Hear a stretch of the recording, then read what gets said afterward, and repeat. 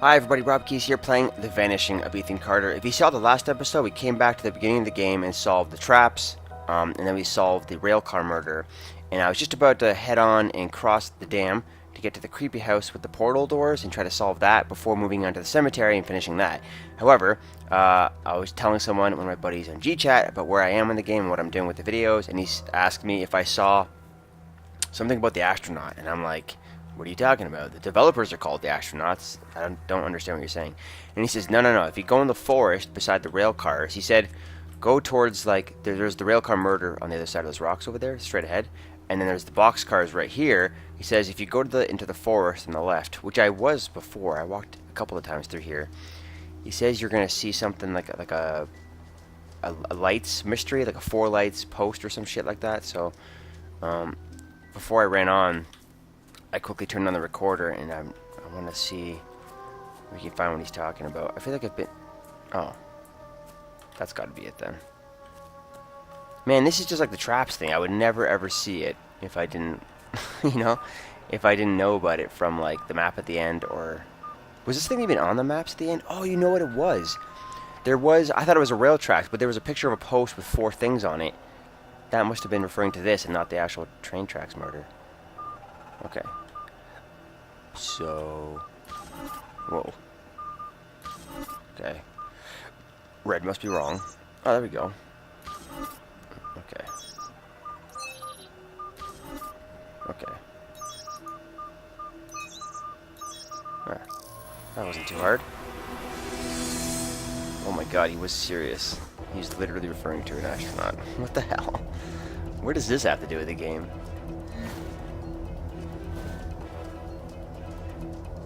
Hey man, where you going? Why do you keep telling me? What?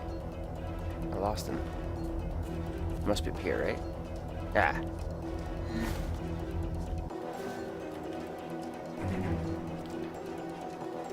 This is...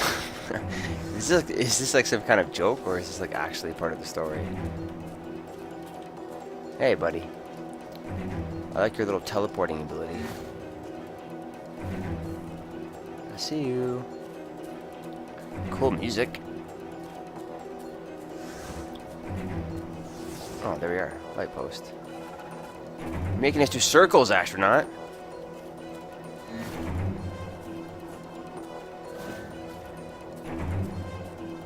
Is this like a teaser for like the next game these devs are making? Shit, I lost him.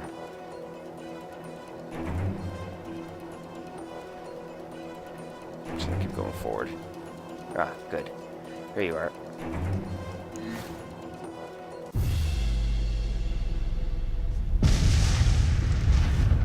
What?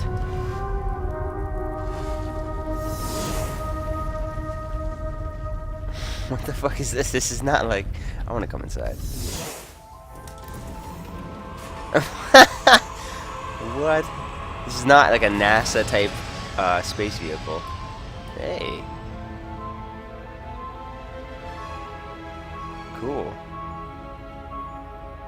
We're in space, yo! Oh.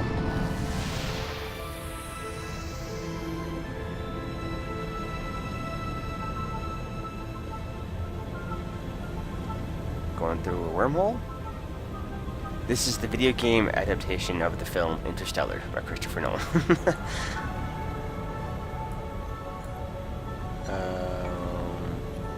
Well, this is cool, but random.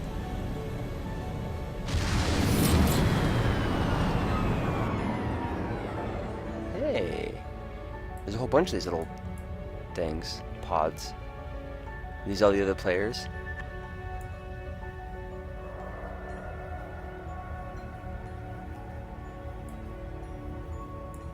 Weird. Maybe for all of us people, we can see the paranormal. The aliens love us, so they send us these little space pods.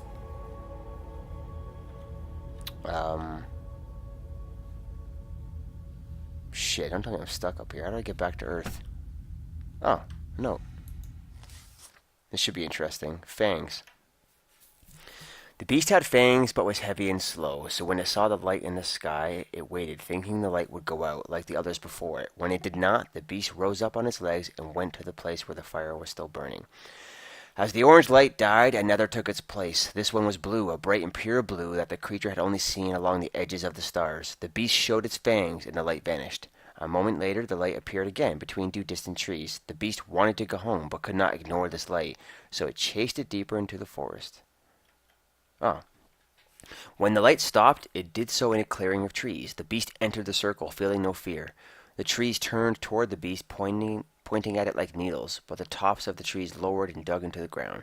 The trunks and roots were raised into the air and closed around the beast like walls. As the ground disappeared, the beast realized it would never use its fangs again. Get out of my room, Travis! Stories, stories. Always with the stories. Get out! I read the Fangs one. I liked the Beast. At least he gets to leave this goddamn place.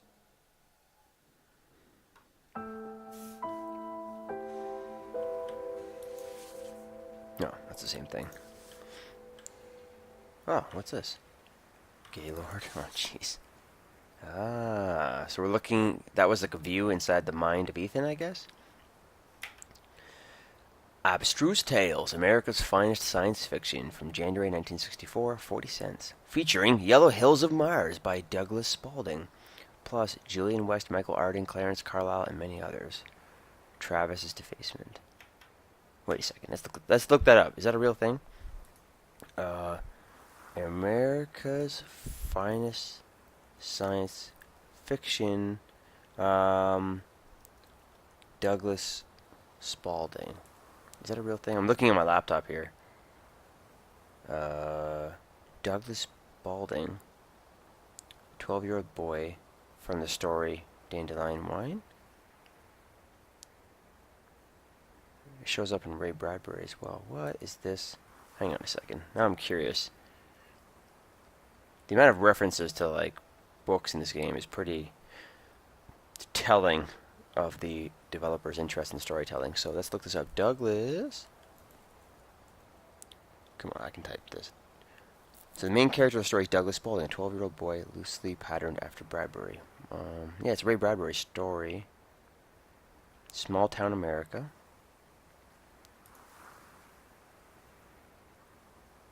Something about a grandfather's house. Okay. I don't know if that has anything to do with anything. I'll look into that later. But Douglas Spaulding, a character in a Ray Bradbury book. Interesting. I don't know if this magazine is legit. Cool stuff. Weird spaceship story. Okay. That was a tangent. So, you know what, we'll stop here. I'm not going to make you watch me walking all the way across the dam. But that's another thing I missed, so there you go. So at the very least, I have two more things to figure out. The murder in the graveyard and the portal mystery. I got to figure out what the hell that's all about. So until then, we'll see you next time. Cheers.